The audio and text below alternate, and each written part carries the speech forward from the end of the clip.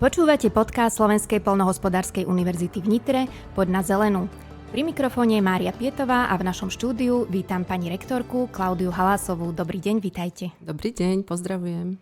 Budeme sa rozprávať o tom, čím aktuálne univerzita žije a čo všetko sa chystá v oblasti študijnej, ale aj investičnej. Začneme ale študentami. Pani rektorka, v tomto akademickom roku nastúpilo do prvého ročníka bakalárskeho štúdia takmer 1400 študentov. Po tom úbytku študentov, ktorí zaznamenali v posledných rokoch asi všetky vysoké školy na Slovensku a súvisí teda s viacerými faktormi, sa trend na SPU pozitívne otočil. Tešíte sa tomuto vývoju? Samozrejme, že sa tešíme, ale treba za tým vidieť aj kopec práce, ktorú naše fakulty a univerzita urobila. My sme sa v istom momente rozhodli, že budeme vsádzať na kvalitu a zdá sa, že sa nám to podarilo. My sme asi stovky študentov aj neprijali do prvého roka štúdia, takže to treba povedať. Sadili sme na kvalitu, čiže naozaj aj tie podmienky prijímacieho konania sme sprísnili na všetkých fakultách. Inovujeme študijné programy, o tom ešte budeme hovoriť, takže naozaj sa snažíme našu univerzitu ukázať v svetle kvality. A to je aj tej jedinečnosti, ale zároveň aj kvality. Aké novinky pripravuje univerzita v tomto akademickom roku pre študentov? Tak pre študentov máme toho pripravené viac. Samozrejme týka sa to hlavne vzdelávania, keďže sme získali akreditáciu na vnútorný systém kvality, tak logicky, prirodzene nastúpila inovácia študijných programov, takže všetky fakulty prechádzajú inováciami. Vytvorili sme v rámci jednak aj v súvislosti s novým zákonom o vysokých školách tzv. Mobilitné okna, čiže chceme, aby naši všetci študenti mali a získali medzinárodnú skúsenosť rôznymi formami, či už mobilitami, ale aj letnými školami. Zapájame odborníkov z praxe do vzdelávania. Za minulý akademický rok sme mali takmer 260 odborníkov z praxe na univerzite, čo určite nám napomáha aj naplniť kvalitu študijných programov. No a samozrejme pripravujeme podavlov taký infopoint, čiže uvedomujeme si, že študenti potrebujú rýchle a jasné informácie.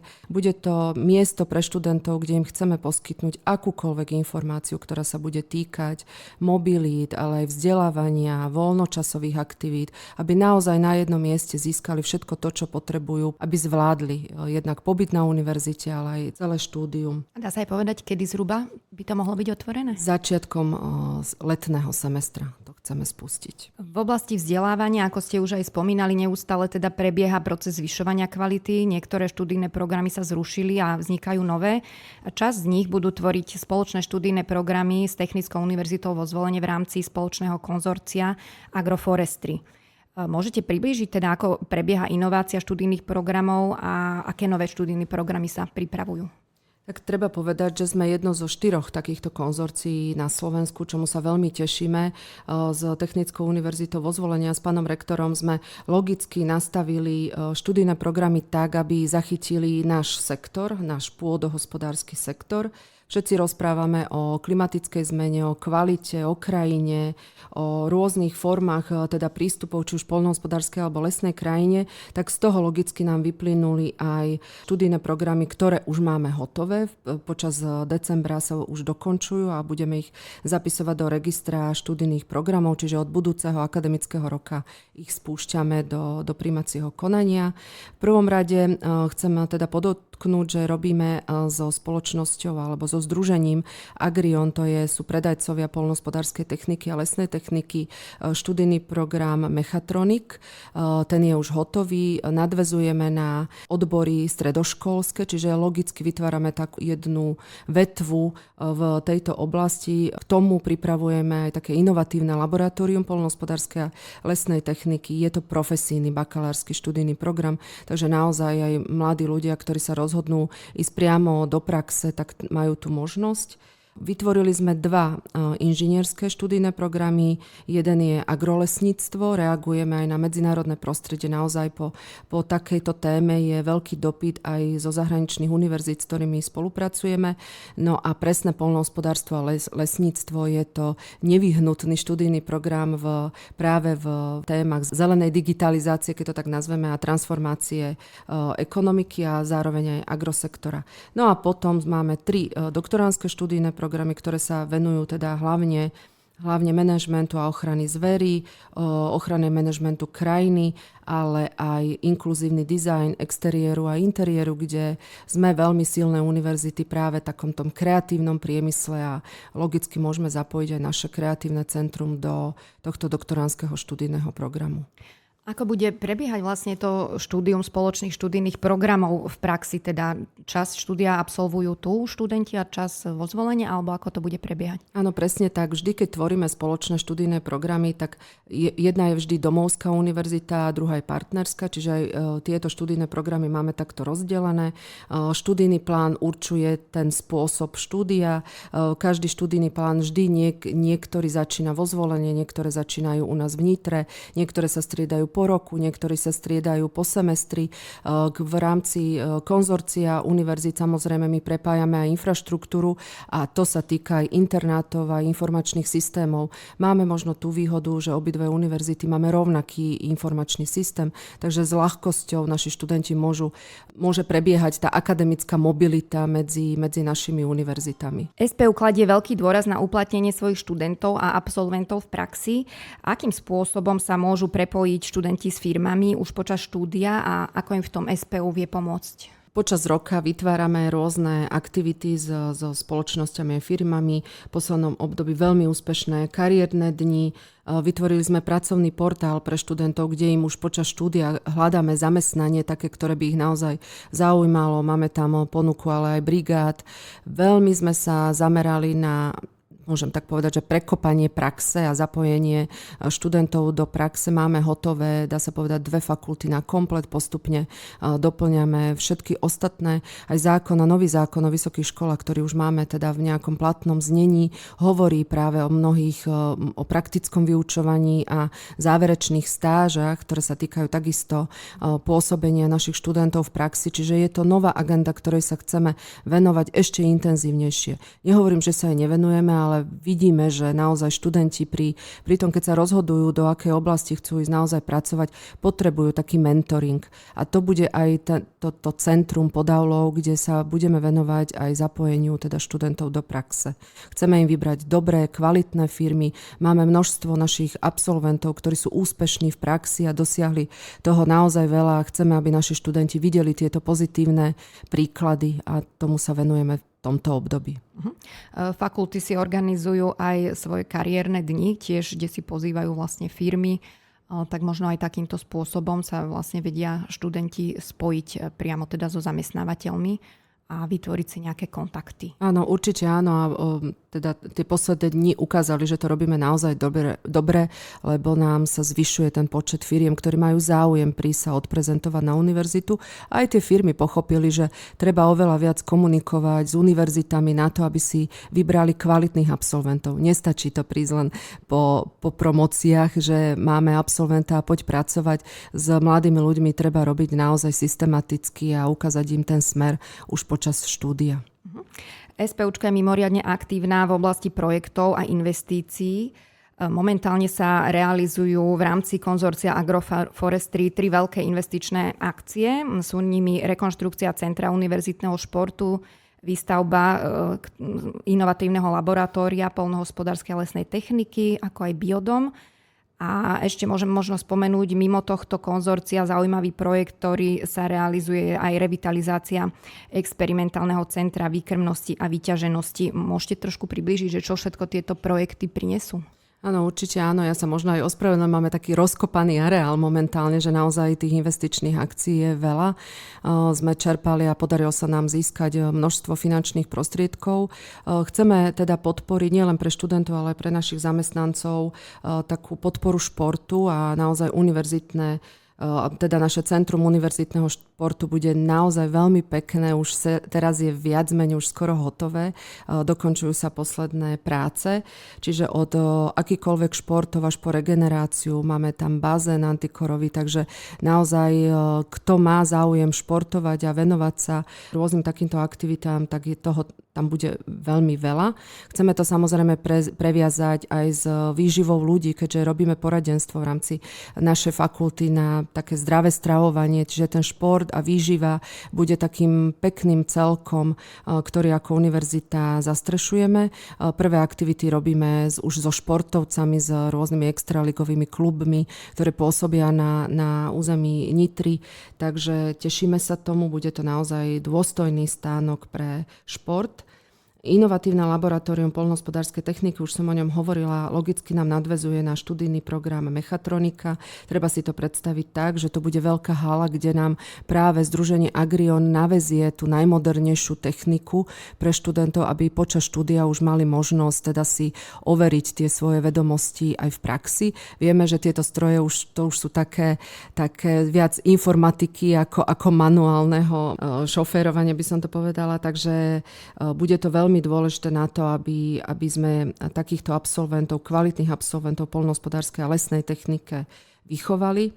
No a potom posledná stavba je biodom, je to skleník, ktorý má také špeciálne parametre v oblasti klimatickej zmeny.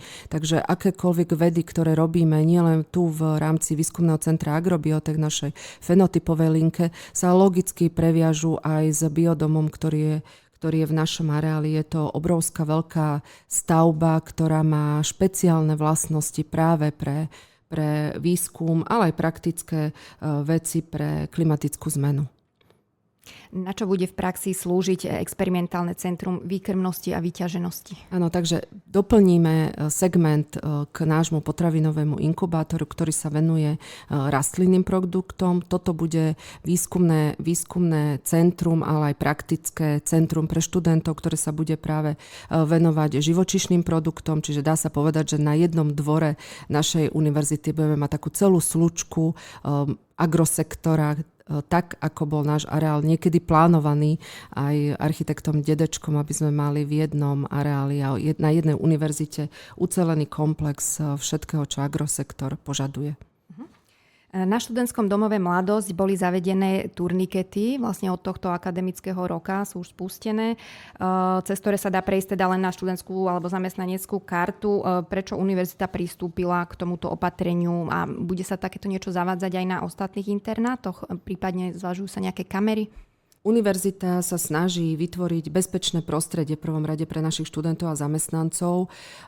K tomu smeruje aj nový zákon o vysokých školách, že naozaj akademickú pôdu si treba chrániť, takže všetky tie opatrenia, ktoré teraz momentálne realizujeme, tak aj odrážajú tú dobu, v ktorej žijeme a mali sme rôzne udalosti aj na univerzite, aj na ostatných univerzitách, takže je to logicky, to vyplýva práve z toho, že chceme byť jednak bezpečnou pre žitie, ale aj pre študovanie. Turnikety sme zaviedli, máme to aj na Centre univerzitného športu, čiže tam sa budú spúšťať a Mladosť sme si otestovali, ako nám to funguje. Budeme doplňať aj ostatné internáty, už v podstate ich máme aj premyslené, aj rozkreslené, ale sme chceli vedieť, ako sa to postupne zavedie do života. Je to veľmi nevyhnutné z hľadiska bezpečnosti. V prípade požiaru my musíme vedieť, koho máme v budove, v prípade evakuácie. Takže máme rôzne také myšlienky na to, aby sme ochránili nie len teda našich zamestnancov a študentov, ale aj majetok našej univerzity. Kamerové systémy máme v podstate už v celom areáli našej univerzity. Teraz sa postupne budú spúšťať do takého centralizovaného systému na to, aby sme vedeli, že čo sa nám deje a aké prístupy v podstate máme v rámci budov a zariadení. V poslednom období sa realizujú aj stavebné práce na 3. etape rekonštrukcie univerzitného areálu, do ktorého už SPU v poslednom období investovala z rôznych projektových podpor viac ako 3 milióny eur. Čo všetko sa už podarilo obnoviť? Slovenská poľnohospodárska univerzita je zelená univerzita. Aby to nebolo len tvrdenie, ktorým sa chválime, tak všetky tie opatrenia, ktoré robíme na našej zelenej a modrej infraštruktúre, k tomu smerujú. Snažíme sa vytvárať areál, ktorý je zároveň pekný, ale zároveň aj výučbový. Čiže všetky tie výsadby, ktoré sa momentálne realizujú, smerujú práve k tomuto. Máme projekt zelenú infraštruktúru, čiže dokončujeme ďalšiu etapu. Zelená infraštruktúra nadväzuje aj na našu botanickú záhradu a demonštračnú záhradu, čiže naozaj nie len študenti a zamestnanci, ale aj obyvatelia mesta Nitry a návštevníci mesta Nitry majú možnosť sa prísť pozrieť do areálu, ktorý spája jednak národnú kultúrnu pamiatku so zelenými plochami.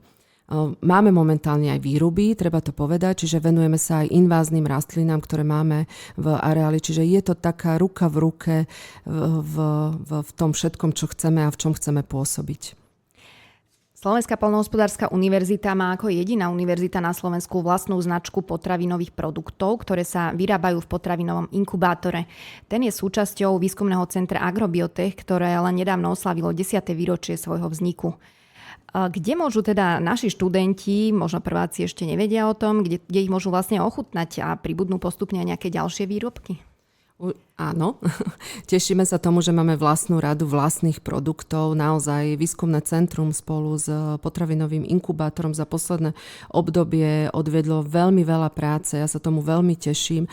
Máme možnosť si zakúpiť naše výrobky jednak v našom univerzitnom bufete, ale používame aj pri prezentáciách na rôznych fórach. A sú to aj také prirodzené darčeky, keďže sme poľnohospodárska univerzita. Inkubátor spolupracuje, čo je dôležité povedať, aj s potravinárskymi strednými školami, čiže prepájame aj takýmto spôsobom potravinárstvo. Okrem teda zeleninových produktov sa tešíme na naše nové produkty v oblasti nátierok. Máme nové pivko alebo pivo univerzitné, ktoré postupne testujeme, čajové produkty. Potravinový inkubátor nám vymyslel aj čajíky pre našich škôlkarov, aj sme ho nazvali, že klások, takže je to taká prirodzená súčasť toho, čo poskytujeme. Inkubátor bol výsledkom z jedného veľkého projektu vedy výskumu. Je to samostatná SROčka, ktorá teda nám pôsobí v rámci univerzity a myslím si, že sme sa rozbehli dobrým smerom. Máme tu predvianočné obdobie a v tomto čase SPU každoročne pomáha tým, ktorí to potrebujú a aj tento rok sa koná Vianočná zbierka SPU. Komu je určená a ako môžu ľudia prispieť do nej? Vianočná zbierka je súčasťou takého každoročného sa nášho zastavenia vianočného, okrem teda toho vianočného mestečka, ktoré nás čaká, kde si máme možnosť zakúpiť produkty jednak našich študentov alebo absolventov. Máme vianočný koncert, na ktorý sa vždy veľmi tešíme a už takou prirodzenou súčasťou je aj také zastavenie sa a beneficia.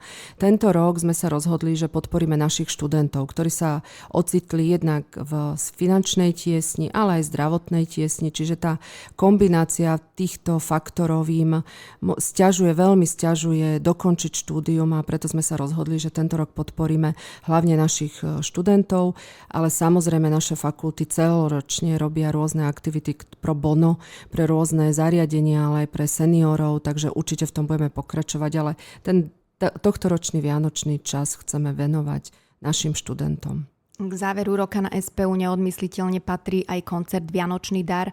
Akí interpreti tento rok vystúpia?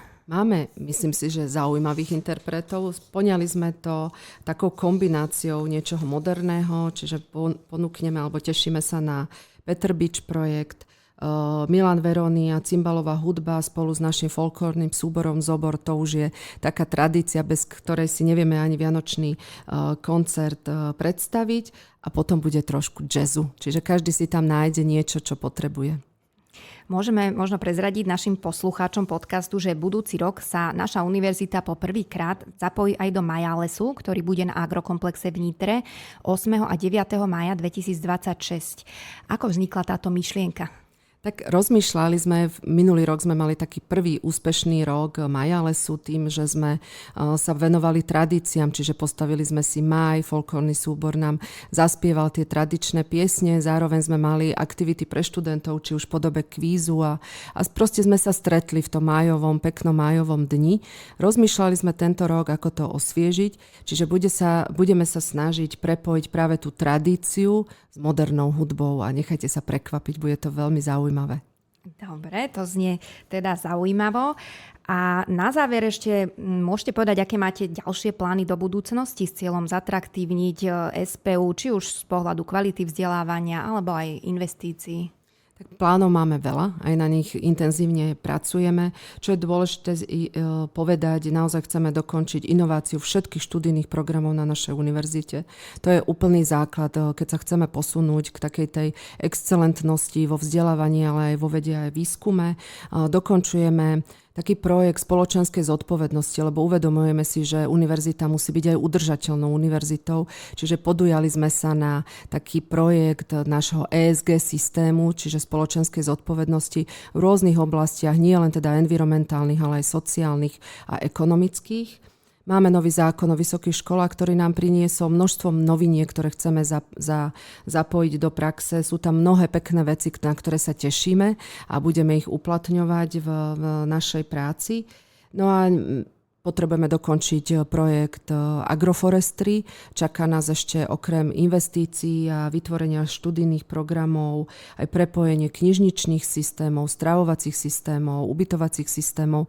Takže sme na dobrej ceste vytvoriť takú veľkú univerzitu medzi Technickou univerzitou a Slovenskou poľnohospodárskou univerzitou. No a chceme sa venovať študentom a hlavne talentovaným študentom. Práve v posledných obdobiach bolo oceňovanie Top Agro, kde už ako univerzita sme taký tradičný partner, ktorý sa venuje najlepším poľnohospodárom na Slovensku. U nás sa spracováva aj metodika pre vyhodnocovanie Top Agro a vidíme, že práve tie najúspešnejšie firmy a spoločnosti sú naši absolventi.